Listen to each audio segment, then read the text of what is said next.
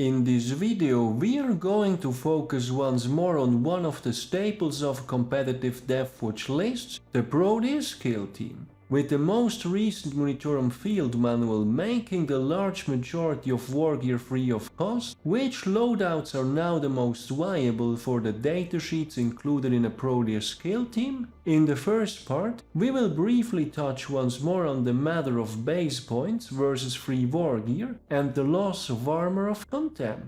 In the second part, we will then look into each of the datasheets and their most competitive loadouts. Lastly, there will be some modeling recommendations and a quick wrap-up. Welcome to SwissHammer, your channel for modeling in Warhammer 40k. My name is Tammer and I will be guiding you through this video. I think it is fair to say that the latest Munitorum Field Manual shook things up quite a bit for Space Marines. While we did lose the former band-aid called Armor of Contempt, a lot of datasheets saw decreases to both base points as well as wargear, making the majority of it free of cost. In a previous video, I went into greater detail on how to calculate the required points drops on a datasheet in order to make up for the loss of Armor of Contempt. The link is in the description. In a nutshell, on average, the reduction should be somewhere around 25% for a unit to have a chance to break even. While this is fairly straightforward on primary datasheets with few, if any, loadout options, it becomes a bit more complicated the moment a datasheet has access to a lot of wargear, and here we are, looking at the Proteus Kill Team. Ironically, the base points of all its datasheets increased, aka Deathwatch Veterans, Deathwatch Terminators, Veteran Bikers and even Vanguard Veterans. Out of the bunch, I think the Deathwatch Veterans were the ones causing the most uproar by the community, mainly because they saw a considerable bump from 20 to 27 base points. But they got all the free wargear now. While this is certainly the case, as far as I'm concerned, there are two main things to consider here. The first is the ability to run cheap bodies and/or paying the so-called troops tax in one of our kill teams. Ironically, at 20 base points, the Deathwatch Veterans, together with the Intercessors, were the cheapest troop tax for a kill team. After the latest changes, they are now the most expensive ones. That's right, even a heavy Intercessor at 23 points is cheaper. Ideally, we would want our troop tax to stay as low as possible for maximum flexibility with kill teams. The second consideration is being able to compensate for the loss of Armor of Contempt.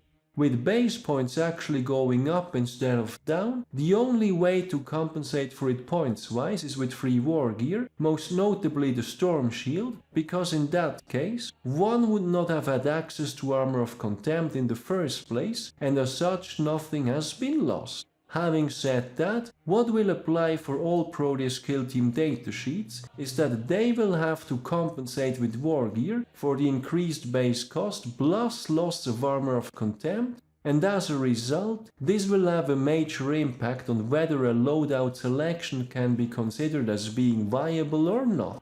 With these important considerations out of the way, let's have a look at the actual datasheets. Starting with the Deathwatch Veterans, as previously mentioned, these suffered the most from the hike in base points. As such, the concept of running cheap vets with either shotguns or Deathwatch bolt gun and chainsword is dead, though we can argue whether they were really cheap to begin with. Anyway, where it gets interesting is the concept of using them as ablative wounds for more expensive datasheets, which we are seeing in meta compositions like the Costello or Clangby style Proteus Kill Team. Prior to the changes, the Deathwatch bolt gun plus Storm Shield loadout put them at 25 points, so we are up by 2 points, though one could argue that the relative value of Storm Shields now went up again due to the loss of Armor of Contempt. The important takeaway here is that the moment we are taking a Storm Shield plus anything that had a price tag before, power weapons, fists and combi weapons, we are winning big.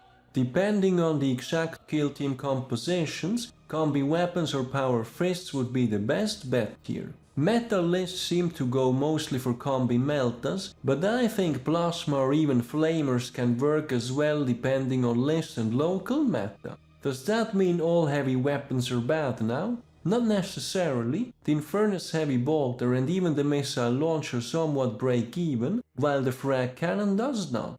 However, we can look at reversed roles here and argue that the moment another model acts as ablative wounds for these loadouts, there are still benefits to running them.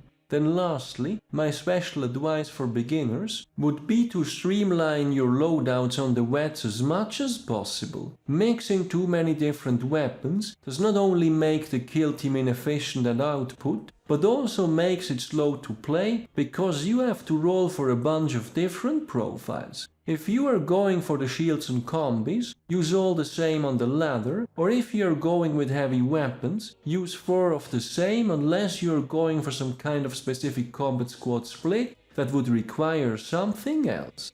Moving on to the Deathwatch Terminators, what happened here is that the base points actually went up by 2 points, and what might perhaps sound counterintuitive at first, the loss of Armor of Contempt affects Terminators the most on average. This is because the effect becomes stronger the higher the default save is, assuming that you are getting hit by at least some negative AP.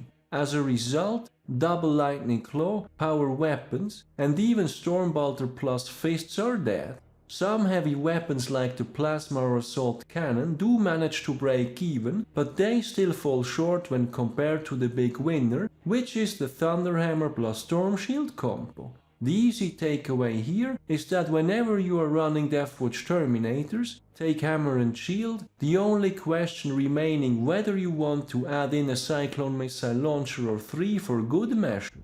Personally, not a fan of it, and the moment you are using Deathwatch Terminators as ablative wounds in a Proteus Kill Team, the launchers are no longer a viable option anyway. Moving on to the veteran bikers, they got it the worst because not only did they go up in base price, but the only model that could try and compensate for it in wargear is the Sergeant, which we won't have available in a Proteus Kill Team. Well, let's run veteran bike squads then? Nope, let's not. They don't have the core keyword and are largely inferior to having OPSEC infantry bikes in a Proteus Kill Team. But anyway, given that they are now at the same price as Outriders, I would advise to not include more than a single one in a Costello Clangby style Proteus Kill Team for a movement boost as well as access to the stratagem, but otherwise these guys need an overhaul. For power weapons, the sword might be the best overall, though the axes are great if you are expecting to encounter T3 or T5 models. Then lastly, the Vanguard Veterans. These went up by a single base point only, but they are still paying for the majority of their good wargear, aka jump packs, lightning claws, storm shields, and while the heavy Thunderhammer saw a slight discount from 15 to 12 points, well, we are still paying for it. My advice here for the Proteus Kill Team would be to play to their main strength, which is taking a heavy Thunderhammer per model. While the Deathwatch Veterans have 1 per 5 limitation, these don't. While a Vanguard with a heavy Thunderhammer is now technically 2 points cheaper in total, this discount cannot compensate for the loss of Armor of Contempt. However, in a Costello or Clangby style kill team, aka the Vanguards are hidden behind ablative wounds, this calculation is also less relevant. What I personally would discourage from is running actual Vanguard veteran squads. The lack of OPSEC plus the lack of discounts makes other more kill team oriented picks the better choice.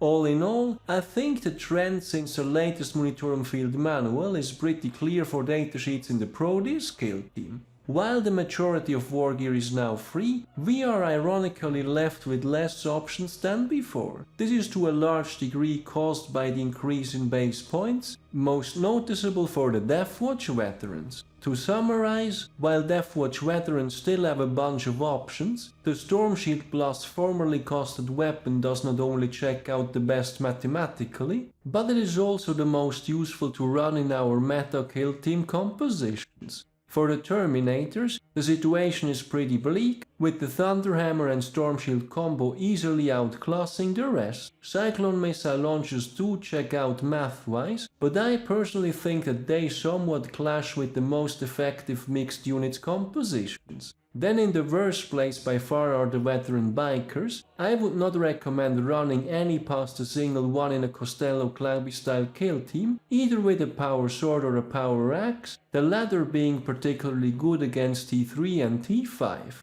Then lastly, for the Van Vets, while still a competitive datasheet, I think the main benefits in the Deathwatch are having them equipped with heavy thunder hammers, well hidden behind a bunch of Storm Shield Vets or even Terminators. Personally, while the Proteus Kill Team remains perfectly playable, I consider it a bit of a shame that GW decided to do the free wargear kind of band-aid. I was much more in favor of cheap base cost plus paying for additional benefits, which to me seems like the most flexible overall option. Then last but not least, let's have a look at some modeling recommendations. Well, you guys know where this is going, magnets of course. While I generally always recommend magnetizing, I would especially recommend it now, precisely because of these latest free wargear changes, simply because I am not sure whether this is going to stay long term. For Deathwatch Veterans and Vanguard Veterans respectively, I not only recommend magnetizing the weapon arms, but also the backpacks, at which point you can freely interchange the two. After all, a Van Vet is just a regular Vet with a jump pad. For both the arms and backpacks, I am using the standard 3mm per 1mm magnets. Then for the Terminators, same deal here with the weapon arms, and I also recommend doing the same for the Cyclone missile launcher. This is straightforward with the same magnet size. Then lastly, for the veteran bikers, I always magnetize one weapon arm to display either a chainsword or power weapons. To wrap things up, over the course of the video, we have looked at the Proteus Kill Team and the impact of the Munitorum Field Manual and the loss of Armor of Contempt on its datasheets. While the good news is that this kill team remains perfectly playable, the actual amount of competitive loadouts has been severely limited. All datasheets went up in base points, and the loss of Armor of Contempt means that we have to get somewhere in the range of 25% discounts in total points to break even on average. Furthermore, because of the huge base price increase for Deathwatch Veterans from 20 to 27, they are now the most expensive troop stacks for a kill team, even above the heavy intercessors for the Indomitor Kill Team at 23 points per model. Fortunately, they still have ways to come out of these changes as winners, and for both Deathwatch Veterans and Terminators, this basically means Storm Shields. On the other hand, veteran bikers have no way to recover from the points hike, yet a single one in a kill team is still useful to have for mobility and access to the stratagem. Then lastly, while Vanguard Veterans remain competitive overall, I think they are best used with the Heavy Thunder Hammer well hidden behind veterans with Storm Shields. Unlike the Deathwatch Veterans with their 1 heavy hammer per 5 Vets limitation, Van Vets can take a heavy hammer each. All in all, while I prefer low base points and priced wargear over the current system, we can at least still make it work in our favor, though at this point I would absolutely recommend magnetizing, as I am having my doubts that the free wargear is here to stay forever. So that's it for the Proteus Kill Team loadouts in Arks of Omen, which got quite a shake-up with the latest Munitorum Field Manual, as well as the loss of Armor of Contempt. How many arms have you guys chopped off these last few weeks, or did it end up being a simple matter due to magnets? What do you think of these points changes, and how are you running your Proteus Kill Teams these days? Let me know in the comments. Then finally, if you made it this far and I still have your attention, if you like my content, any additional support is greatly appreciated, as it helps me invest into future videos. For that, I have both a Ko-fi as well as a Patreon page, links are in the description. Furthermore, I would also like to mention that there is a SwissHammer Facebook page where I will be posting links to my videos as well as articles I find of interest. I do read a lot about the hobby, but not all of it will always end up as its own video. I look forward to seeing you there as well. As always, thank you very much for watching, guys. Your continued support is greatly appreciated. I hope you have been enjoying this video. Give me a thumbs up if you did, and don't forget to subscribe if you haven't done so already. Thanks again and see you next time.